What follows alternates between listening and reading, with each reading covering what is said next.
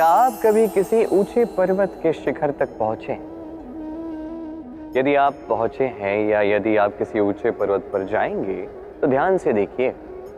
जैसे जैसे आप ऊपर जाते हैं वैसे वैसे सर्वप्रथम सारी वनस्पतियां लुप्त होने लगती हैं। तत्पश्चात सारे पेड़ पौधे पशु पक्षी सभी लुप्त होने लगते हैं। अंततः शिखर पर रह जाती है केवल शांति, एकांत।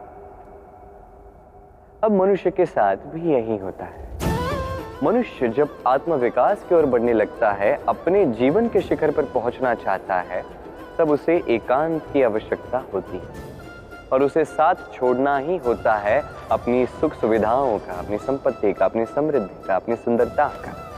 देखिए, जीवन के शिखर तक पहुंचना ये सरल तो नहीं है, अत्यंत दुर्गम मार्ग है ये। किंतु यदि आप वहां पहुंचना ही चाहते हैं तो आपको त्याग की प्रवृत्ति जागृत करनी होगी। त्याग क्या है ये सीखना होगा, क्योंकि त्याग से ही मन में शांति आती है और इसी शांति से मन में उत्पन्न होता है प्रेम। और ये प्रेम ही तो है जीवन का अंतिम लक्ष्य। कभी कभी हम जीवन में सोचते हैं वो व्यक्ति जो धर्म के पथ पर चलता है, यदि उससे कोई भूल हो जाती है तो नियति तुरंत ही उसे कठोर दंड दे देती। परंतु वो लोग जो संसार के बड़े से बड़े अधर्मी हैं, बुरे से बुरे कर्म करते हैं, उन्हें नियति अनेक अवसर देती है। उन पर नियति इतना कठोर प्रहार नहीं करती। ये सोच आती है कभी ना कभी मन में। अब सोचिए ऐसा क्यों है? देखिए, जीवन को अधिकतर लोग एक ही पहलू से देखते हैं। हर पहलू से देखना चाहिए। मुझे बताइए, क्या संसार में कोई भी अधर्मी प्रेरणा स्रोत बन सकता है? कदापि। जो व्यक्ति स्वयं की ही आत्मा को मलिन कर देता है, वो संसार को प्रेरणा क्या देगा? वो स्वयं ही समझ नहीं पाता उचित क्या है, धर्म क्या है, तो नियति उसे एक अवसर देती है। अवसर देती है समझने का उचित क्या है, धर्म क्या है। अवसर देती है विवेक जगाने का। अवसर देती है अपनी अंतरात्मा की पुकार सुनने का। जब ये भी नहीं होता तो नियति के पास एक अंतिम विकल्प शेष रह जाता है और वो है महाविनाश। महाविनाश जो भले ही देरी से आए किंतु आता अवश्य है। और जब महाविनाश आता है तब महाविनाश की पीड़ा समस्त मनुष्य जीवन की पीड़ा से कहीं अधिक होती है। ये बात सदैव स्मरण रखिए।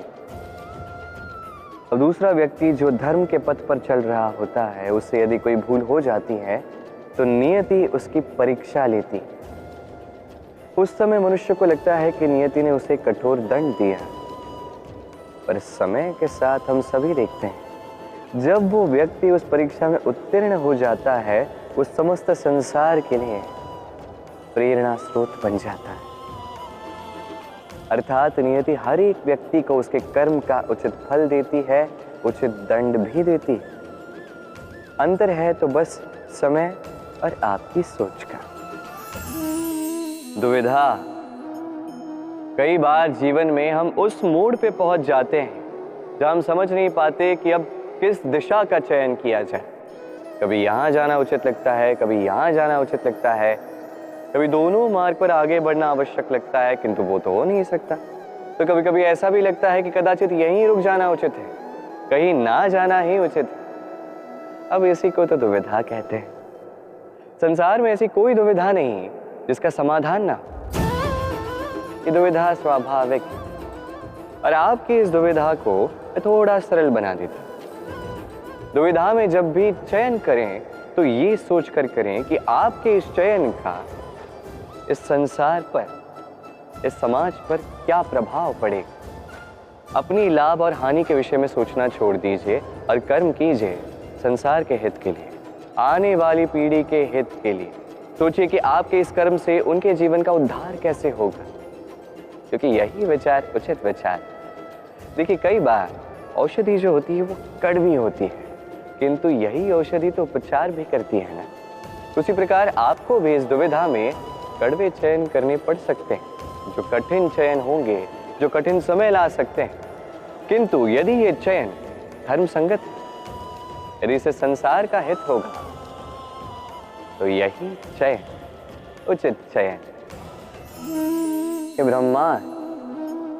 ये ब्रह्मांड कितना बड़ा है ना, इसके समक्ष ये पृथ्वी भी मात्र एक बिंदु लगती है। अब इसी पृथ्वी पर हम कौन हैं, हमारा आकार क्या है, हमारा अस्तित्व ही क्या है। जब हम ऐसे सोचते हैं तो लगता है कि हम कुछ है ही नहीं। अब जब हम कुछ है ही नहीं तो हमें चिंता किस बात की है, भय किस बात का है, किससे भयभीत होते हैं। कौन है जो हमें मार सकता है, कौन है जो जन्म दे सकता है, जबकि आत्मा ना कभी जन्म लेती है ना ही कभी मरती। आत्मा बस शरीर बदलती। आप, मैं, हम सभी ये शरीर नहीं, हम आत्मा है जो परमात्मा का परम अंग है। इसलिए स्मरण रखिए, आपको बाहर नहीं देखना, स्वयं में देखना है, यहाँ झांकना है, आत्मा को पहचानना है।